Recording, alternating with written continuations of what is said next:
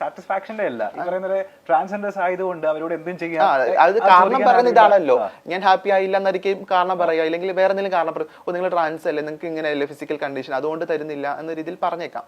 അപ്പം അതാ പറഞ്ഞത്, നമ്മൾ പോകുമ്പോൾ ഒരു ഇതൊക്കെ പറഞ്ഞിട്ടായിരിക്കും അവർ മിക്കപ്പോഴും പറയുന്ന ഒരു കാര്യമാണ് ഞാൻ കേട്ടിട്ടുള്ളത്, ഈ സാറ്റിസ്ഫൈഡ് ആകുന്നില്ല എന്നുള്ളത്. അപ്പൊ എനിക്ക് തോന്നുന്നില്ല കേട്ടോ അങ്ങനത്തെ ആരെക്കാളും ഒക്കെ തന്നെ ഈ പറഞ്ഞ എല്ലാരെ പോലും കഴിവുള്ള എല്ലാരെ പോലും പറ്റുന്ന ആൾക്കാർ. ശാസ്ത്രം പറയുന്നത് മറ്റാരേക്കാളും സാറ്റിസ്ഫൈ ചെയ്യാൻ പറ്റിയിട്ടാണ്. അത് എനിക്ക് ശാസ്ത്രീയമായിട്ട് അറിയില്ല കേട്ടോ, ആയിരിക്കാം. അങ്ങനെ ഈ 7ാം ക്ലാസ്സിൽ പഠിക്കുമ്പോഴല്ലേ കൂട്ടമായിട്ട് വന്നിട്ട് നമ്മളെ ഫിസിക്കലി ഒരു 8ാം ക്ലാസ് ഒക്കെ പഠിക്കുന്ന സമയത്താണ് ക്ലാസ് മുറിയിൽ ഒരു 8 സ്റ്റുഡൻസിനായിരുന്നു ഫിസിക്കലി ഒരു ഗ്യാങ് റേപ്പ് നേരിടേണ്ടി വന്നിട്ടുണ്ട്. അത് ക്ലാസ്മേറ്റ്സ് ആണോ ചെയ്തത്? ആ ക്ലാസ്മേറ്റ്സ് ആണ്. അപ്പൊ റിയാക്ട് ചെയ്തില്ലേ അപ്പൊ ആ സമയത്ത്? 8 പേരെ അടുത്ത് ഒരു മാൻ പവർ എന്നല്ല, നമുക്ക് പറ്റില്ല, ഒരു ഫിസിക്കൽ പവർ എനിക്ക് ഉണ്ടായിരുന്നില്ല അവരെ റിയാക്ട് ചെയ്യാൻ. ഞാൻ കരയുന്നു, നിലവിളിക്കുന്നു, അതൊക്കെ എനിക്ക് നല്ല ഓർമ്മയുണ്ട്. ആ ദിവസം എനിക്ക് ഇപ്പോഴും ഓർമ്മയുണ്ട്.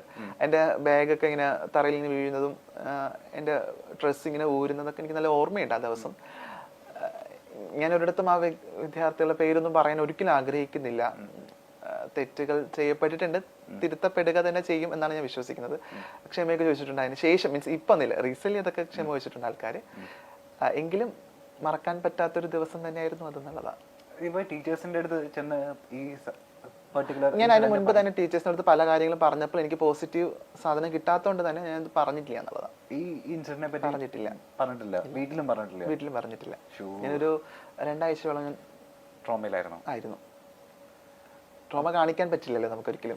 പറയുന്നത് ഒരു 13-14 വയസ്സിലല്ലേ സംഭവിക്കുന്നത്.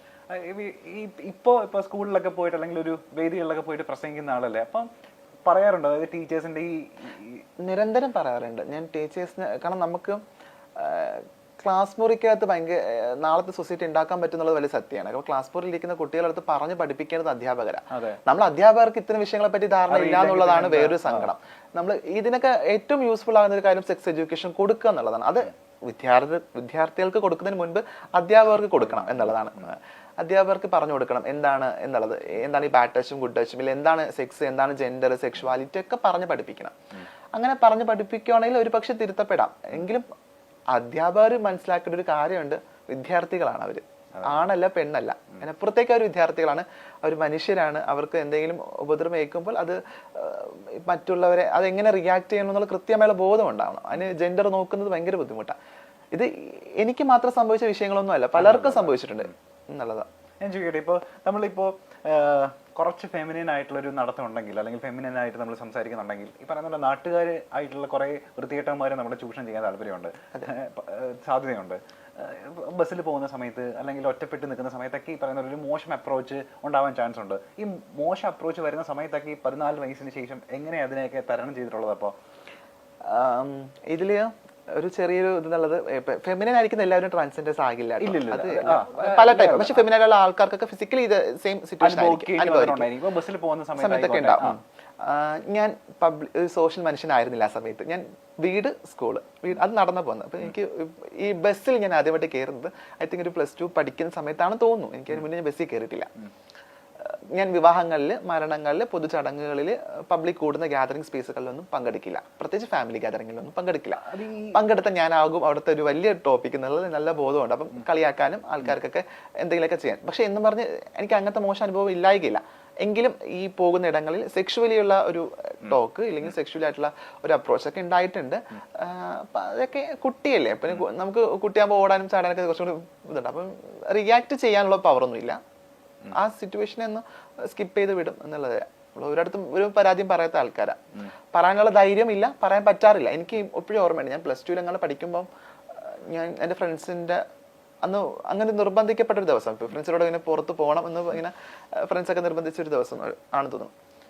അപ്പം ഇങ്ങനെ പോയ സമയത്ത് എന്നൊരു ആളിങ്ങനെ ഈ പറഞ്ഞ കണക്ക് സെക്ഷുവലി ഇങ്ങനെ സംസാരിച്ചു. ഇയാൾ ഭയങ്കര ഫെമിനൈൻ അല്ലേ, മറ്റേതൊക്കെ ആയിരിക്കും, മറ്റൊരു വേർഡ് യൂസ് ചെയ്ത് മറ്റേതായിരിക്കും, ഇങ്ങനെ കിട്ടുമോ എന്ന രീതിയിലൊക്കെ. അപ്പൊ ഞാൻ ഇത്രയും ഫ്രണ്ട്സിൻ്റെ ഇടയിൽ നിൽക്കുക. അപ്പൊ നമ്മൾ എന്താ ചെയ്യാം, ഫ്രണ്ട്സ് ഇപ്പം നമ്മളെ സപ്പോർട്ട് ചെയ്യുന്നു നമ്മൾ കരുതും. അവിടെ അതല്ല സംഭവിച്ചത് എന്നുള്ളതാണ്. ആ ഫ്രണ്ട്സ് തിരിച്ച് അതെ, അതൊരു ഇങ്ങനെയൊക്കെ ഉണ്ടാകുക എന്നുള്ളത് നമ്മൾ സ്വയം നമ്മൾ ചിന്തിക്കുമ്പോൾ നമുക്ക് ഒട്ടും പറ്റില്ല അങ്ങനത്തെ സിറ്റുവേഷനൊക്കെ എങ്ങനെ ടോളറേറ്റ് ചെയ്യുന്നുള്ളത്. അതൊക്കെ ടോളറേറ്റ് ചെയ്യേണ്ടി വന്നു എന്നുള്ളതാണ്. ഈ നേരം കടന്നു പോകും എന്നുള്ളതായിരുന്നു. ഈ ട്രാൻസ്ജെൻഡർ ആവാൻ പോയതിനു ശേഷമുള്ള ഒരു ജീവിതം ഉണ്ടല്ലോ, അതായത് ഈ മമ്മിയുടെ കൂടെയാണ് അപ്പൊ താമസിച്ചതൊക്കെ, സർവൈവ് ചെയ്തതൊക്കെ അവിടെ നിന്നിട്ട് തന്നെയാണ്. അപ്പൊ എത്ര കാലം അവരുടെ കൂടെ താമസിച്ചു? ഞാനൊരു 1.5 years അവരുടെ കൂടെ ആയിരുന്നു. എനിക്ക് പിന്നെ ഒരു ലിവിംഗ് ടു റിലേഷൻ ഉണ്ടായിരുന്നു, ഒരു പാർട്ട്ണർ ഉണ്ടായിരുന്നു. ഒരു പാർട്ട്ണറോടൊപ്പം ഒരു 2-2.5 വർഷം ജീവിച്ചു. നിലവിൽ ഐ എം സിംഗിൾ. ഞാൻ ഒറ്റയ്ക്ക് ഇൻഡിപെൻഡന്റ് ആയിട്ട് ജീവിക്കുന്നു. ഇപ്പം എനിക്കൊരു ഫാമിലിയൊക്കെ ഉണ്ട്, ചൂസിങ് ഫാമിലിയൊക്കെ ഉണ്ട്. എനിക്കിപ്പോൾ ഞാനൊരു ഫ്രണ്ട് സർക്കിളിനകത്ത് ജീവിക്കും, ഭയങ്കര കംഫർട്ടബിളാണ്. ഈ ഫ്രണ്ട് സർക്കിളിന്റെ കാര്യം പറയുമ്പോഴേ എപ്പോഴൊക്കെ കണ്ടിട്ടുണ്ട് അപ്പോഴൊക്കെ നമ്മളുടെ കൂടെ ഒരാളുണ്ടായിരിക്കും. ശ്രുതി സിത്താരയായിട്ടപ്പോ എങ്ങനെയാ ഇത്രയും സൗഹൃദം വരുന്നത്?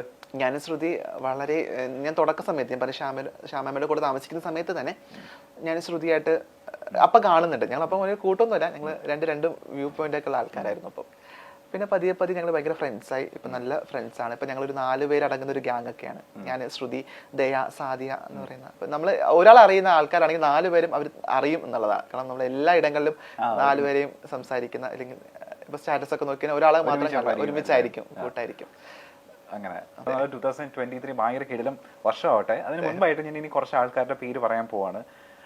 എനിക്ക് തോന്നുന്നു സമീപകാലങ്ങളിൽ ചിലപ്പോൾ അവരായിട്ട് അസോസിയേറ്റ് ചെയ്യാൻ ചിലപ്പോൾ ഭാഗ്യം ഉണ്ടാവുമായിരിക്കും. ഈ പേര് പറയുന്ന സമയത്ത് അവരെ പറ്റിയിട്ടുള്ള താങ്കളുടെ അഭിപ്രായം എന്താന്ന് അറിയാൻ താല്പര്യമുണ്ട് എനിക്ക്. പേര് പറയട്ടെ. ജേർണലിസം പഠിച്ചുകൊണ്ട് തന്നെ എല്ലാ ദിവസവും ഈ പറഞ്ഞ ന്യൂസ് ഒക്കെ കാണാനും പത്രം വായിക്കാനൊക്കെ സമയം കണ്ടെത്താറുണ്ടല്ലോ? കുഴപ്പമില്ല, ഫോൺ ഭയങ്കര യൂസ് ആണ് അതിലൊക്കെ. ഓക്കെ.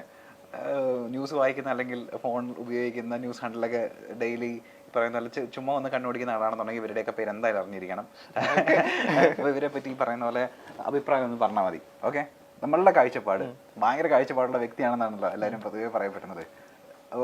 ആദ്യത്തെ ആൾ ഈ പറയുന്ന പോലെ അഖിൽ മാരാർ ഈ സമീപകാലത്ത് ഭയങ്കര ചർച്ച നേടിയ ഒരാളാണ്. എന്താ അഖിൽ മാരാറിനെ പറ്റിയിട്ടുള്ള അഭിപ്രായം എന്താ? നല്ലൊരു വിമർശകനാണെന്ന് തോന്നിയിട്ടുണ്ട്. ചില കണ്ടന്റ്സ് ഒക്കെ പറയുമ്പോൾ അങ്ങനെ ഭയങ്കര കുറ്റം പറയാനായിട്ട് തോന്നിയിട്ടില്ല. പിന്നെ പുള്ളിയുടെ പൊതുവിൽ ഉള്ള, പുള്ളി ഭയങ്കര ക്യൂർ ഫ്രണ്ട്ലി ആണെന്ന് തോന്നുന്നില്ല. അങ്ങനെ എനിക്ക് അറിയില്ല, ഭയങ്കര ക്യൂർ ഫ്രണ്ട്ലി ആണ് അല്ലെങ്കിൽ അങ്ങനത്തെ ഒരു മനുഷ്യനാണെന്ന് തോന്നാറില്ല.